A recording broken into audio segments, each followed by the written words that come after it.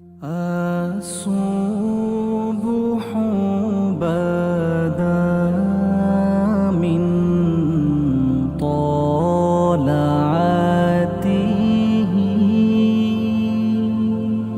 والليل دجى من وفرته. الحمدللہ درس قرآن و سنت کی اس بابرکت مبارک محفل میں ہم سب کو حاضری کی سعادت حاصل ہے۔ اللہ رب العزت اس ماہ مبارک اور اس ماہ مبارک میں سجائی جانے والی اس قرآن و سنت کے باغ کی برکتیں، رحمتیں اور اس گلشن کی خوشبوئیں اور اس گلشن میں مہکنے والے پھول ہم سب کو اس کی خیر و برکت نصیب فرمائے۔ آج کے درس کا موضوع اور عنوان یہ ہے کہ عورت کی اصل کامیابی گھر، کردار اور آخرت کی تعمیر ہے۔ ایک عورت کی اصل کامیابی گھر، کردار اور آخرت کی تعمیر ہے۔ مختلف پلیٹ فارمز پر خواتین کو یہ باور کرانے کی کوشش کی جاتی ہے کہ کامیابی اس میں ہے کہ ایک دوسرے سے آگے بڑھ جائیں دنیاوی اعتبار سے۔ یہ بتایا جاتا ہے کہ کامیابی دنیا بنانے میں ہے، کامیابی اچھا نظر آنے میں ہے، کامیابی سب سے بہترین لباس پہننے میں ہے، یا کامیابی یہ ہے کہ سب سے بہترین انسان دکھائی دے، اس کی وضاحت دوسروں سے بہتر ہو، اور یہ باور کرانے کی کوشش کی جاتی ہے کہ دوسروں کی نگاہوں میں سب سے زیادہ ظاہراً اچھا نظر آنے میں کامیابی ہے۔ جس کا گھر بڑا ہو وہ کامیاب ہے، جس کے پاس دولت زیادہ ہو وہ کامیاب ہے، جس کے تعلقات زیادہ ہوں، جس کا تعارف زیادہ ہو وہ کامیاب ہے۔ الغرض اس طرح کی مختلف باتیں ذہنوں میں بٹھائی جاتی ہیں، حالانکہ جتنی چیزیں بیان کی گئی ہیں یہ تو صرف ظاہری نمود و نمائش ہے، اس کا تعلق صرف دنیا کی حد تک ہے، آخرت کے ساتھ اس کا کوئی تعلق نہیں ہے، اللہ تعالیٰ کی رضا کے ساتھ اس کا کوئی تعلق نہیں ہے۔ پیسہ زیادہ ہو جانے میں اگر کامیابی ہوتی تو پھر قارون سب سے بڑا کامیاب ہوتا کہ جسے اللہ تعالیٰ نے خزانوں کے انبار عطا کیے تھے۔ ان قارون کان من قوم موسیٰ فبغى علیہم وآتیناہ من الکنوز ما ان مفاتحہ لتنوء بالعصبۃ اولی القوہ۔ ارشاد فرمائے کہ ہم نے قارون کو ایسے خزانے عطا کیے تھے، دنیاوی اتنے اس کو خزانے مہیا تھے، اتنی دولت کے انبار تھے، اتنے قیمتی جواہرات اور اتنے اس کے پاس مال و اسباب تھے کہ اس کے خزانوں کی چابیاں اٹھانے کے لیے خادموں کا، نوکروں چاکروں کا ایک پورا گروہ اور جتھا تھا۔ وہ نوکر چاکر صرف اس کی خزانوں کی چابیاں اٹھانے کے لیے معمور تھے۔ دولت میں اگر کامیابی ہوتی تو قارون سب سے بڑا کامیاب ہوتا، حالانکہ اس کی دولت نے اسے گھمنڈ میں ڈال دیا، تکبر میں مبتلا ہو گیا اور اپنے مال سمیت زمین میں ہمیشہ کے لیے دفن ہو گیا۔ اصل کامیابی یہ نہیں ہے۔ ہمیں قرآن یہ حقیقت بتاتا ہے، اللہ کا کلام یہ حقیقت واضح کرتا ہے کہ کامیاب وہ ہے جو اللہ کے نزدیک کامیاب ہے، کامیاب وہ ہے کہ جسے جنت ملے گی، کامیاب وہ ہے کہ جس پر اللہ راضی ہوگا، کامیاب وہ ہے کہ جو اس دنیا سے جاتے وقت ایمان کے ساتھ دنیا سے جائے گا، جسے ایمان کی سعادتیں نصیب ہوں اور ایمان لے کر اس دنیا سے جائے وہ کامیاب ہے۔ قرآن و حدیث ہمیں یہ بتاتا ہے کہ کامیاب وہ ہے کہ جسے اللہ کے پیارے رسول صلی اللہ علیہ وسلم کی شفاعت نصیب ہو جائے۔ کامیاب وہ ہے کہ جس پر حضور راضی ہو جائیں، جس کے لیے حضور اللہ کی بارگاہ میں شفاعت پیش کر دیں کہ یا اللہ اس کو بخش دیجئے، معاف کر دیجئے، جس کے لیے لبھائے مصطفیٰ سے شفاعت بارگاہ ربوبیت میں پیش ہو جائے وہ کامیاب ہے۔ سوچنے کی بات یہ ہے کہ کتنی خواتین ہیں، کتنی مائیں بہنیں بیٹیاں ہیں جو اپنی دنیا تو سنوارتی ہیں مگر اپنی آخرت کے بارے میں غافل ہیں۔ بظاہر اپنے چہرے کو زیب و زینت دیتی ہیں مگر اندر کی روح اس سے خالی ہے۔ ظاہراً بہت اچھا ہے، ظاہر بہت اچھا ہے لیکن باطن کتنا خراب ہے۔ اللہ پاک کا ارشاد ہے فمن زحزح عن النار وادخل الجنت فقد فاز۔ فمن زحزح جو شخص بچا لیا گیا عن النار دوزخ سے، وادخل الجنہ اور جنت میں داخل کر دیا گیا، فقد فاز یقیناً وہ کامیاب ہے۔ تو جنت میں پہنچنا اور دوزخ سے بچنا یہ اصل کامیابی ہے۔ اور آپ صلی اللہ علیہ وسلم نے ہمیں رمضان میں ان دو چیزوں کی مانگنے کا حکم دیا ہے۔ فرمایا کہ اللہ تعالیٰ کے وحدہ لا شریک ہونے کی گواہی دو اور استغفار کرو، گناہوں سے معافی مانگو، فتسألون الجنت جنت کا سوال کرو اور دوزخ سے اللہ کی پناہ مانگو۔ آپ صلی اللہ علیہ وسلم نے رمضان المبارک کی آمد پر جو ایک طویل حدیث ارشاد فرمائی ہے اس کے آخر میں یہی ہے کہ تمہیں 4 کام ماہ رمضان میں 4 چیزوں پر توجہ مرکوز کرو، اللہ تعالیٰ سے اللہ تعالیٰ کی بارگاہ میں 4 کام پیش کرو، اس بات کی گواہی دو کہ اللہ کے سوا کوئی معبود نہیں، فشہادت اللہ الہ الا اللہ، اور اپنے گناہوں سے مغفرت طلب کرو، استغفار کرو، جنت کا سوال کرو اور دوزخ سے پناہ مانگو۔ محترم معزز مسلمان ماں اور بہنوں، دنیا کی کامیابی آنکھوں کو اچھی لگتی ہے مگر آخرت کی کامیابی روح کو سکون دیتی ہے۔ دنیا کی کامیابی بظاہر دکھنے میں اور دکھانے میں بہت اچھی لگتی ہے اور اس میں وقتی بہت سکون ملتا ہوا محسوس ہوتا ہے، لیکن وہ سکون نہیں ہوتا، وہ حظ نفس ہوتی ہے، وہ خواہش نفس ہوتی ہے جس پر ہم اتراتے ہیں یا فخر کرتے ہیں۔ اصل کامیابی تو آخرت کی ہے اور وہ روح کے لیے سکون بخش ہوتی ہے۔ آج یہ باور کرانے کی کوشش کی جاتی ہے اور معاشرے کے مختلف طبقات میں یہ آوازیں بلند ہوتی ہیں اور یہ احساس دلانے کی کوشش کی جاتی ہے کہ گھر میں رہنا کمزوری ہے، عورت کے لیے گھر میں رہنا کمزوری ہے، بیچاری باہر نہیں نکل سکتی، اس کو پردے کی حدود میں پابند کر دیا گیا ہے۔ عام مردوں کی طرح خواتین کو بہت ساری پابندیوں کا سامنا ہے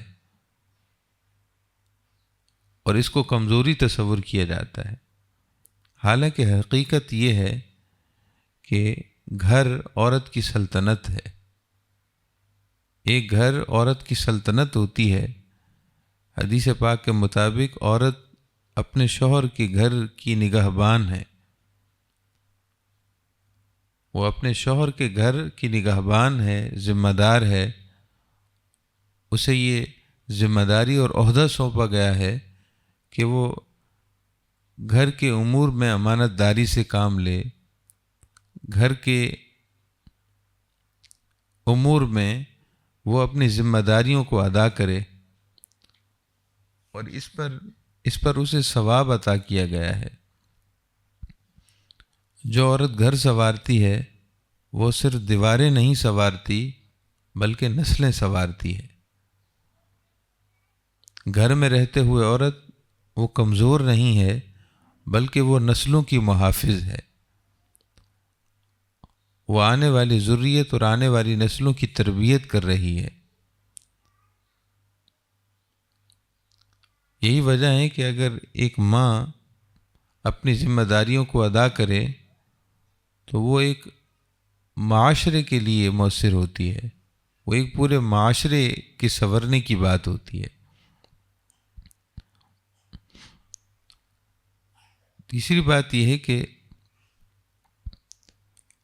ظاہری خوبصورتی اور ظاہری زیب و زینت اس کا تعلق عارضی ہے، یہ ایک وقت تک کے لیے ہے۔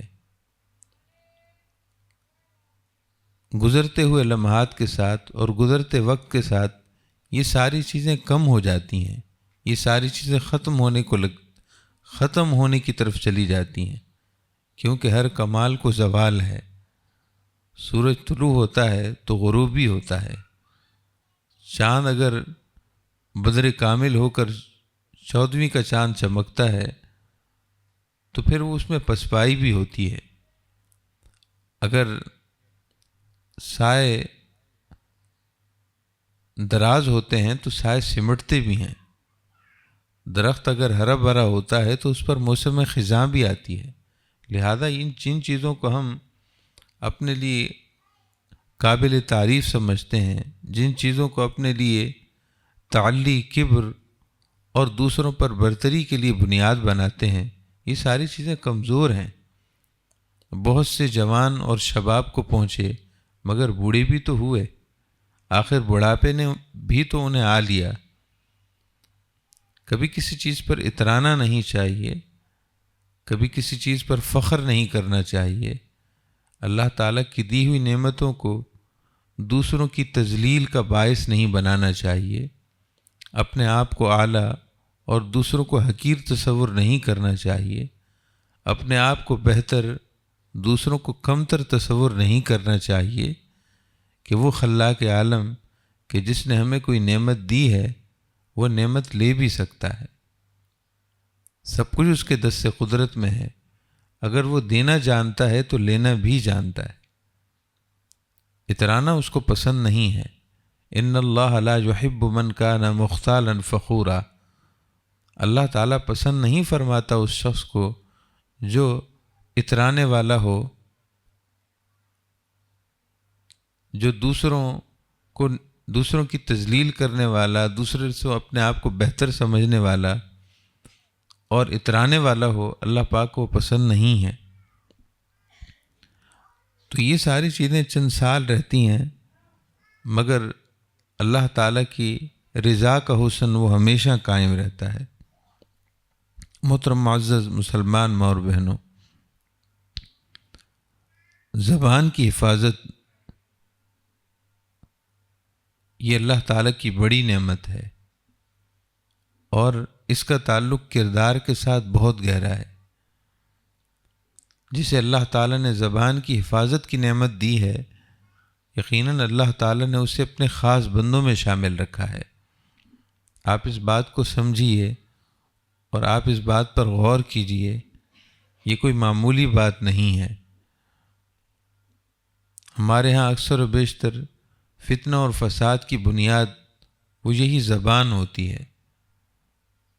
زبان کی حفاظت یہ اللہ تعالیٰ کے زیر حفاظت ہونے کی نشانی ہے۔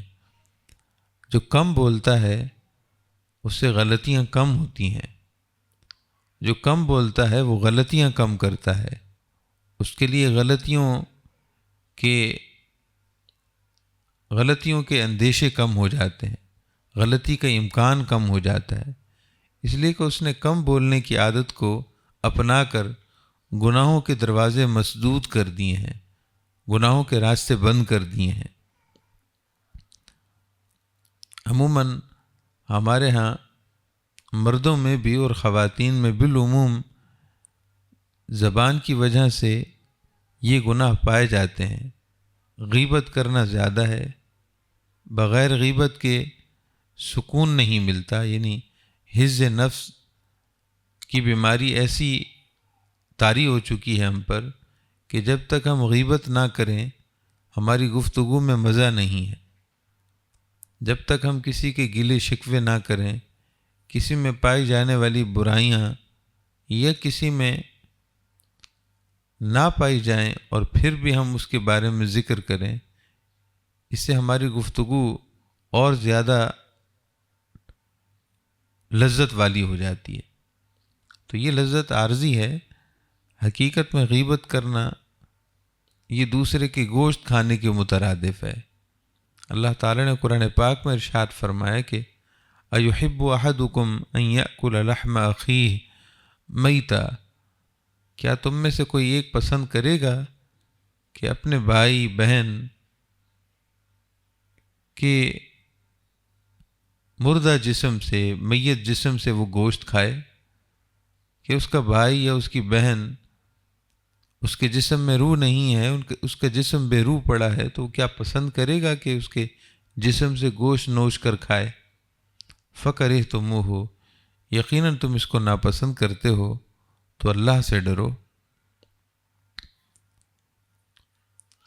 تو زبان کی وجہ سے ہونے والے گناہوں میں غیبت سر فہرست ہے۔ اسی طرح شکوہ اور شکایت، اللہ تعالیٰ کی نعمتوں کو نظر انداز کر دینا،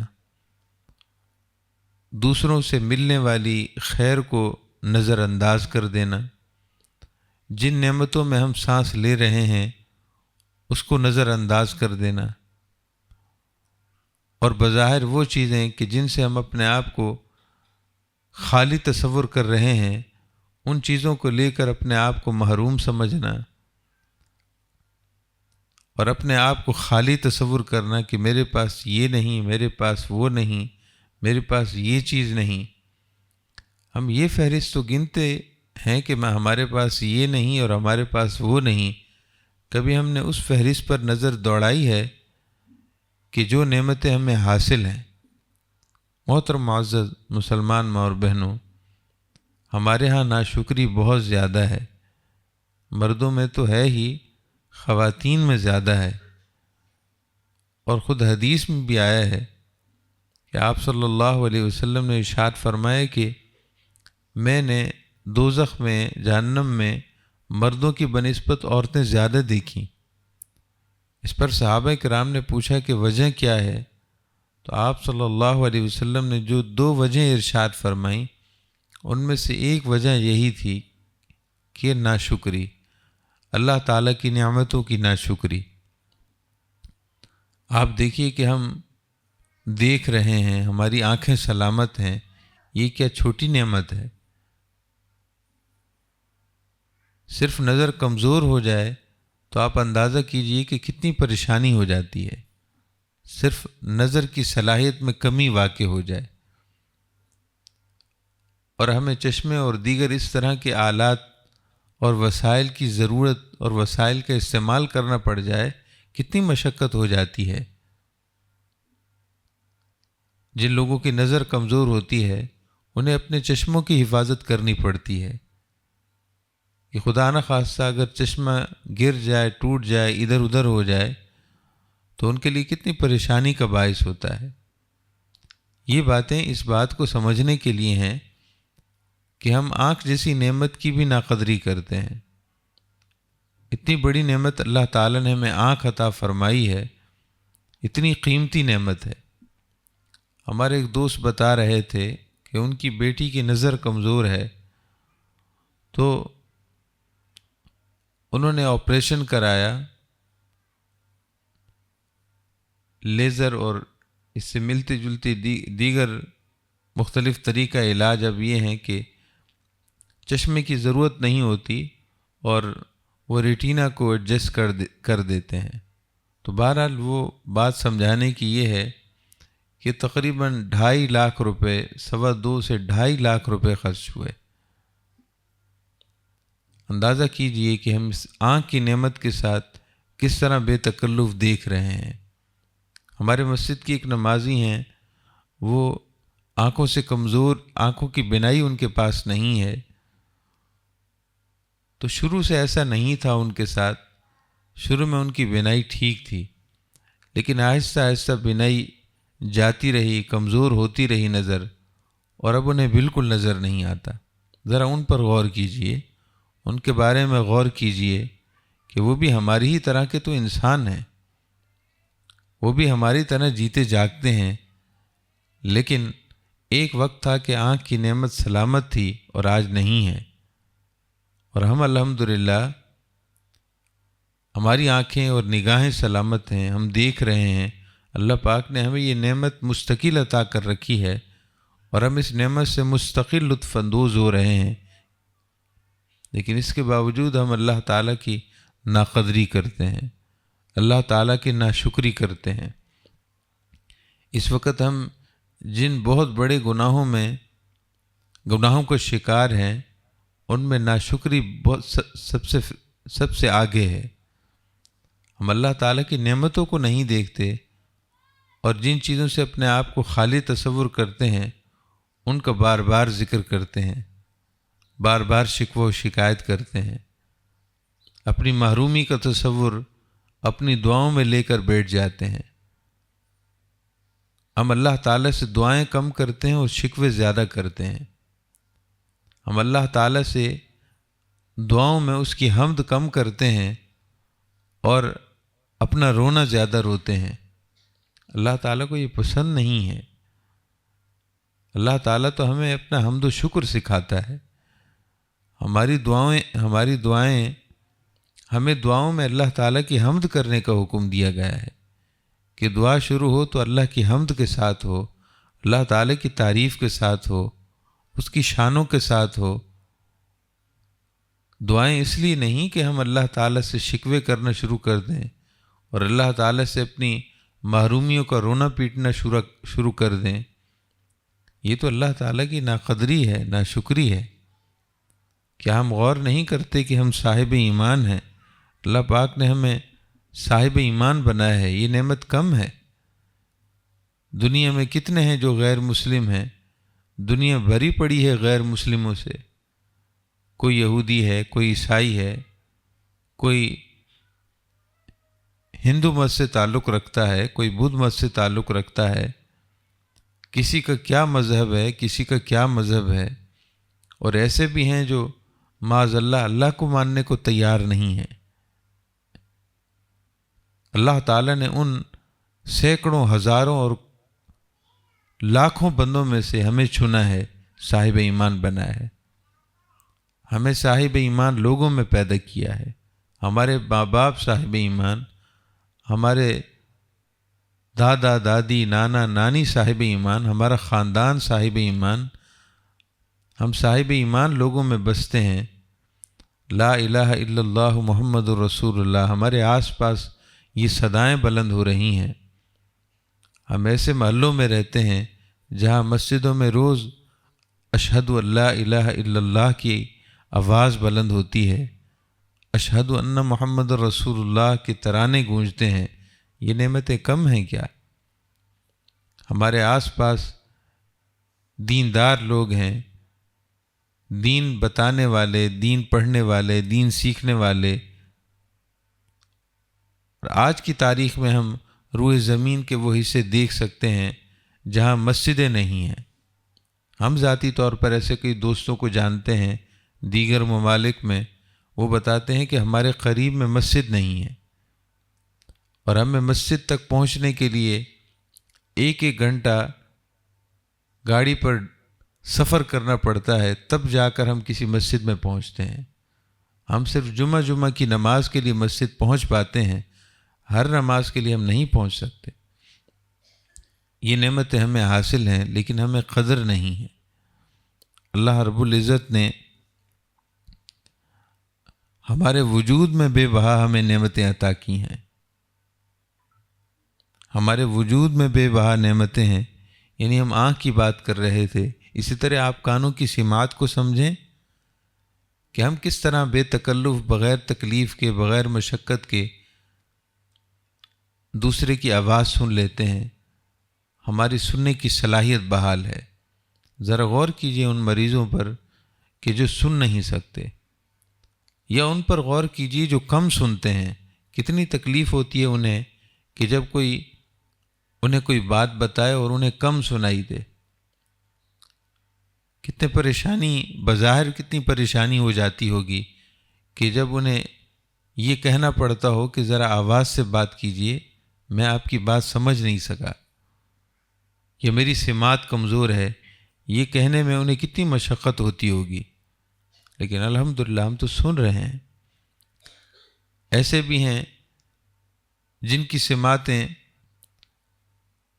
کمزور ہو کر قابل علاج ہیں، مگر علاج پر بڑے خرچ ہیں، علاج پر اس قدر اخراجات ہیں کہ انہیں زندگی بھر کی کمائی لگانی پڑے، 5-5، 6-6 اور 10-10 لاکھ تک خرچ ہیں۔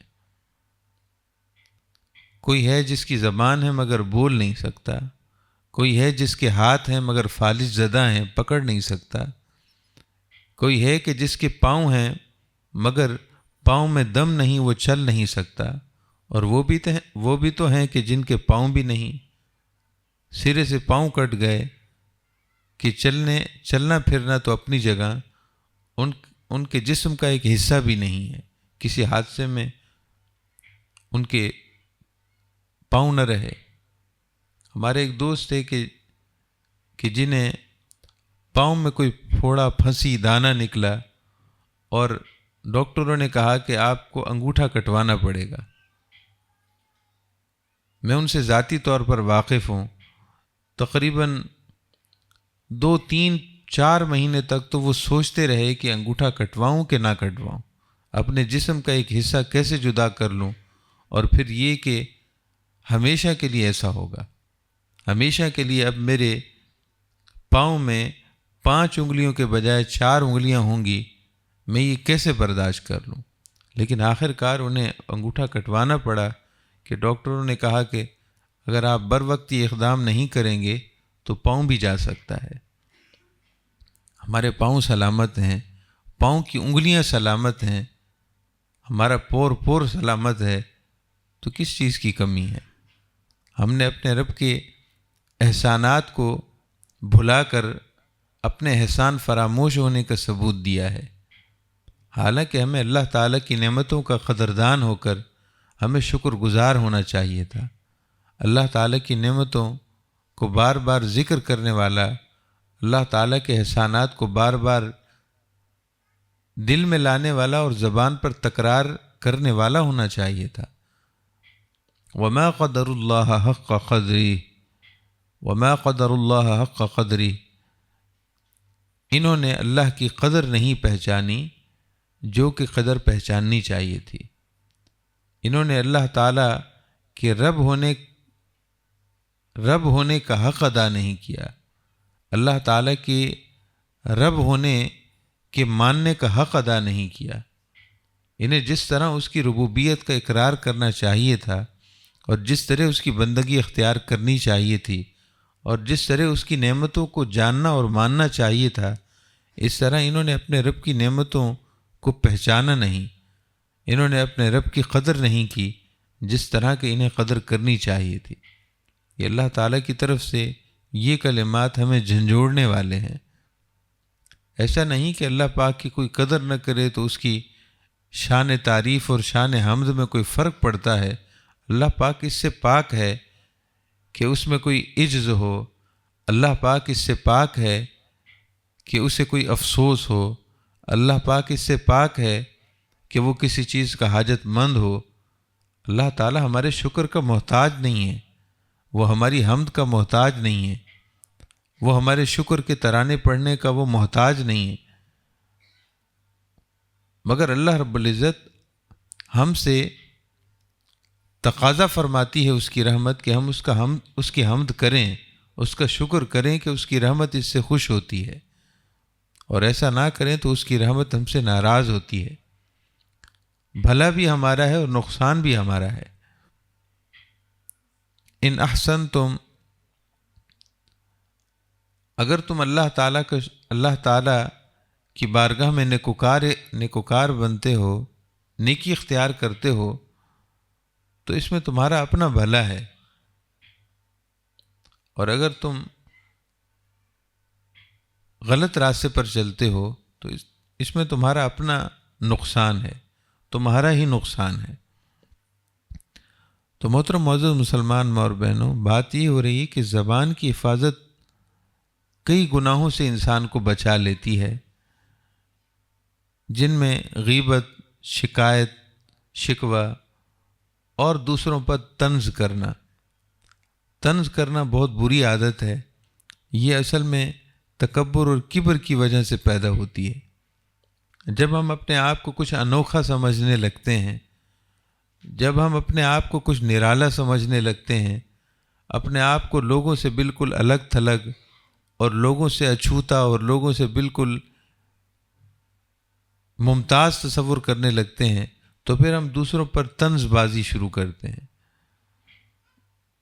دوسروں کے بارے میں ایسی باتیں یا دوسروں کے بارے میں ایسے خیالات ذہن میں لانے کی کوشش کرتے ہیں جس میں اس کی کمزوریوں پر اسے طعن کیا جاتا ہے۔ یہ اللہ تعالیٰ کو پسند نہیں ہے، اللہ تعالیٰ اترانے والوں کو پسند نہیں کرتا۔ طنز کرنا یہ منافق کی نشانی ہے۔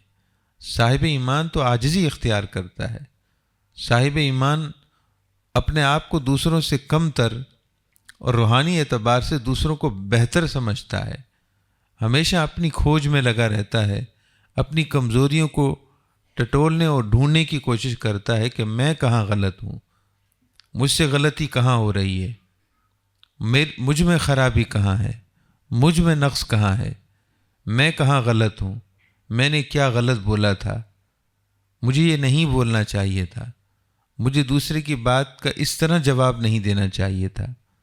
یعنی اپنی اصلاح، اپنی بہتری، اپنی کمزوریوں کو جان کر ان کی اصلاح کرنے میں لگا رہتا ہے۔ یہ صاحب ایمان ہے۔ صاحب ایمان فخر میں نہیں آتا، صاحب ایمان اپنی خوبیوں کو بار بار ذکر کرنے والا نہیں ہوتا، بلکہ صوفیاء اور اولیاء کی شانیں تو یہ ہیں کہ وہ میں کا لفظ بھی نہیں کہتے تھے، یعنی ان کی زبانوں پر فخر کے زاویے میں کبھی میں نہیں آیا۔ یہ بات قابل توجہ ہے محترم معزز مسلمان ماں اور بہنوں، کہ اللہ تعالیٰ کے نیک بندے کبھی اتراتے نہیں تھے، اترانے کے ضمن میں کبھی انہوں نے میں نہیں بولا، کبھی ان کی تعریف کی بات آئے تو وہ بات کو پھیر دیتے ہیں، کبھی کوئی دوسرا ان کی تعریف کر رہا ہو تو وہ بات کو پھیر دیتے ہیں، وہ مضمون تبدیل کر دیتے ہیں، وہ گفتگو کی نہج پھیر دیتے ہیں، وہ یہ پسند نہیں کرتے کہ ان کے سامنے ان کی تعریف کی جائے، اور جب ان کی تعریف کی جائے تو وہ تعریف کا رخ کسی اور کی طرف موڑ دیتے ہیں اور کہتے ہیں کہ یہ سب تو اس کی وجہ سے ہوا ہے۔ یعنی اپنے آپ کو قابل ذکر شے نہیں سمجھتے، اپنے آپ کو مذکور نہیں سمجھتے، وہ صرف اور صرف ذاکر کی بات کرتے ہیں، وہ صرف اور صرف اللہ کی بات کرتے ہیں، وہ صرف اسی کو قابل ذکر سمجھتے ہیں، اس کی نعمتوں کو۔ ہم نے اپنے پیر مرشد کے بارے میں قریب سے یہ دیکھا، اور دیگر بزرگان دین میں بھی ہے، کہ وہ کبھی اپنی بڑائی نہیں بیان کرتے، جو بھی ان کے سامنے آئے، وہ چھوٹا ہو یا بڑا ہو، وہ ہمیشہ اس کو زیادہ اہمیت دیتے تھے، اپنے آپ کو ہمیشہ کم تر اور حقیر ہی سمجھتے تھے۔ اور بعض بزرگان دین ایسے ہیں کہ جب ان سے دعا کے لیے کہا جاتا ہے تو وہ دوسروں کو دعاؤں میں شامل کرتے ہیں اور کہتے ہیں کہ سب مل کر دعا کریں۔ وہ یہ نہیں کہتے کہ میں دعا کرتا ہوں یا میں تمہارے لیے دعا کر دیتا ہوں۔ اس دعا کرنے میں بھی ان کے ذہنوں اور احساسات میں برتری نہیں ہے کہ ہم سے دعا کروائی جائے، بلکہ وہ دوسروں کو بھی شامل کر کے اپنی عاجزی کا اظہار کرتے ہیں اور کہتے ہیں اور سب مل کر دعا کرتے ہیں۔ تو آپ اندازہ کیجئے کہ ہمارے اسلاف اور اللہ اور اس کے رسول کی طرف سے جو سفیران حق ہیں، جو محبوبان حق ہیں، جو اللہ تعالیٰ کی روحانی نعمتوں کو لیے ہوئے ہیں، وہ ہمیں کیا سبق دیتے ہیں، ان کی زندگیوں میں ہمارے لیے سیکھنے کے لیے کتنا کچھ ہے۔ محترم معزز مسلمان ماں اور بہنوں، اترانے کے بجائے انسان میں تذلل ہو، عاجزی ہو، اپنی غلطیوں کا اقرار ہو، اپنی کمزوریوں کا احساس ہو، اپنی ناتوانیوں کو حقیقت سمجھ کر اس کا اعتراف کیا جائے۔ ہماری کتابوں میں لکھا ہے کہ انسان کامیابی کی طرف اس وقت تک سفر جاری رکھتا ہے جب تک کہ وہ اپنے آپ کو قابل اصلاح سمجھتا رہتا ہے۔ انسان کامیابی کی طرف اس وقت تک رواں دواں رہتا ہے اور اس وقت تک وہ اللہ کی رضا کے سفر میں آگے بڑھتا رہتا ہے جب تک کہ اپنے آپ کو قابل اصلاح سمجھتا رہتا ہے کہ جی ہاں، مجھ میں یہ غلطی ہے، مجھ میں ابھی بھی کمزوری ہے، مجھ میں ابھی بھی غلطیاں ہیں، میں ابھی بھی نامکمل ہوں، میں ابھی بھی اس قابل ہوں کہ میری اصلاح کی جائے۔ مکمل صرف اللہ تعالیٰ کے انبیاء ہوتے ہیں اپنی اپنی شانوں کے مطابق، باقی کوئی مکمل نہیں ہوا، کوئی ظاہر میں مکمل نہیں ہوا اور کوئی روحانی مدارج میں کمال کو نہیں پہنچے۔ اولیاء اللہ اور صلحاء وہ صاحب کمال ہوتے ہیں، مگر کمال سے آگے ایک اور کمال ہوتا ہے، لہذا ان کا سفر ختم نہیں ہوتا۔ واحد انبیاء کرام کا گروہ ہے جنہیں اللہ تعالیٰ معرفت اور قرب میں اپنے اپنے درجے میں کامل فرماتا ہے۔ کامل صرف انہی کی ہستیاں ہیں، باقی ہر شخص میں مزید تعمیر باقی ہے۔ ہر شخص کے اخلاق اور روحانی تعمیر اور روحانی مکان کی تعمیر یہ ہمیشہ چلتی ہی رہتی ہے۔ ٹوٹ پھوٹ اور کہیں بنانا، کہیں تعمیر، کسی حصے کی ٹوٹ پھوٹ اور کسی حصے کی تعمیر، یہ سلسلہ چلتا ہی رہتا ہے۔ محترم معزز مسلمان ماں اور بہنوں، ایک عورت سب کچھ کر سکتی ہے اگر اس کا اللہ تعالیٰ سے تعلق مضبوط ہو، کیونکہ مرد کے مقابلے میں عورت کو زیادہ امتحانات سے گزرنا پڑتا ہے، اور زیادہ امتحانات کا مطلب اللہ تعالیٰ کی طرف سے رحمت کے حصول کے زیادہ مواقع ہیں۔ جس پر زیادہ امتحان ہیں اس کے اللہ تعالیٰ کے ساتھ تعلق استوار ہونے کے مواقع بھی زیادہ ہیں، لہذا وہ بیٹی بن کر بھی ایک مرحلہ امتحان میں ہے، پھر کسی کے گھر اس کی زوجیت میں ہو کر یعنی بیوی کی حیثیت میں بھی اسے کئی ذمہ داریوں اور امتحانات کا سامنا ہے، پھر وہ بچوں کی ماں بھی ہے۔ تو ایک عورت کے لیے امتحانات کے مرحلے زیادہ ہیں، گویا کہ اللہ تعالیٰ کی رحمت کے حصول کے مواقع زیادہ ہیں۔ جس خاتون کو اللہ تعالیٰ اپنی رحمت کے ساتھ جوڑ دیتا ہے، یعنی صبر اور شکر کی نعمت سے جوڑ دیتا ہے، تو اس کے سارے معاملات کو اللہ پاک جوڑ دیتا ہے۔ نماز کی پابندی اور دیگر حقوق کا خیال، یہ اللہ تعالیٰ کی بارگاہ میں بہت مقبول ہے۔ نبی اکرم صلی اللہ علیہ وسلم نے ارشاد فرمایا کہ جو عورت نماز کی پابندی کرے، نماز اور روزے کی پابندی کرے، اپنے شوہر کی اطاعت کرے، تو قیامت کے دن اسے حکم ہوگا اور اپنی عصمت کی حفاظت کرے۔ جو نماز پڑھے، نماز کی عبادات کا خیال رکھے، شوہر کی اطاعت کرے، یعنی جائز امور میں شوہر کی اطاعت کرے، اپنی ذمہ داریوں کو سنبھالے اور اپنی عصمت کی حفاظت کرے، قیامت کے دن اسے ارشاد ہوگا کہ تم جنت کے جس دروازے سے چاہو جنت میں داخل ہو سکتی ہو۔ یہ عورت کے لیے خاص طور پر حدیث میں آیا ہے، مرد سے متعلق اس طرح اس مضمون کی حدیث نہیں ہے۔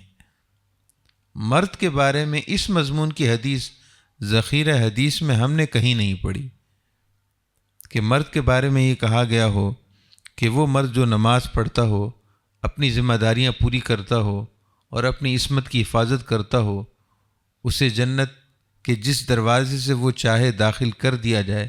مرد کے بارے میں ایسی کوئی حدیث نہیں ہے۔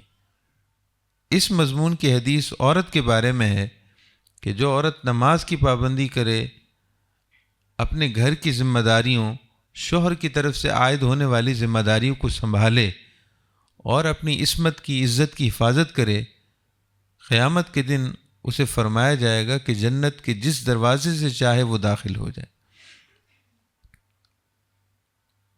بہرحال رحمت کے مواقع بہت ہیں، ہم ہی ہیں جو کمزور ہیں۔ اللہ پاک تو ہمیں رحمت سے نوازنا چاہتا ہے، ہم ہی ہیں جو اپنے لیے یہ خیر نہیں چاہتے۔ ہمیں اپنے آپ سے یہ پوچھنا چاہیے کہ ہم اپنی ذمہ داریوں کو کتنا ادا کر رہے ہیں اور کہاں کہاں کمزوریاں ہیں۔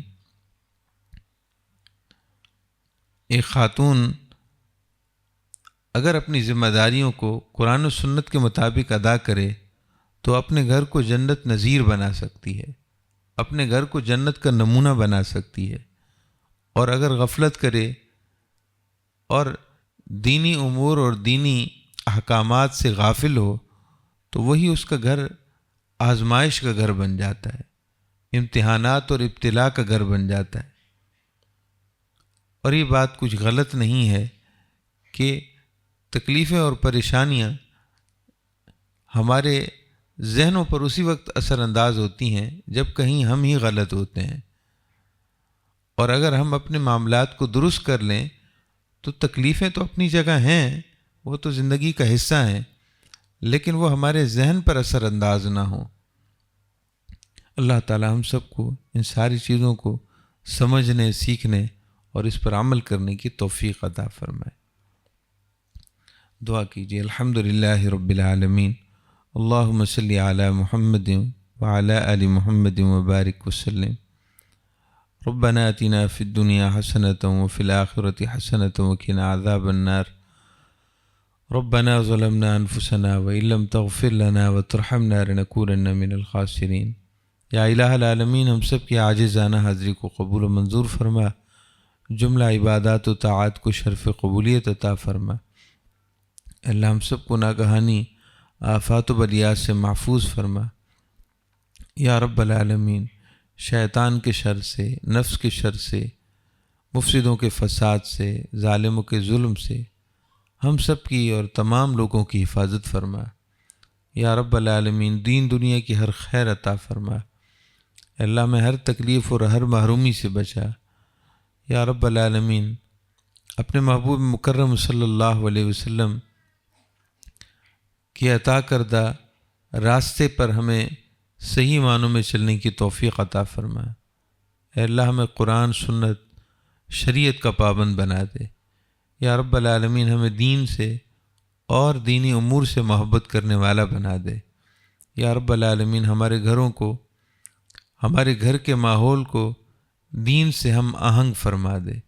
یا رب العالمین، ہم سب کی نیک جائز حاجتوں کو پورا فرما، بیماروں کو صحت کاملہ عطا فرما۔ اللہ ہمارا ایمان پر خاتمہ فرما۔ وصلی اللہ تعالی علی حبیبہ محمد وعلی آلہ وصحبہ اجمعین برحمتک یا ارحم الراحمین۔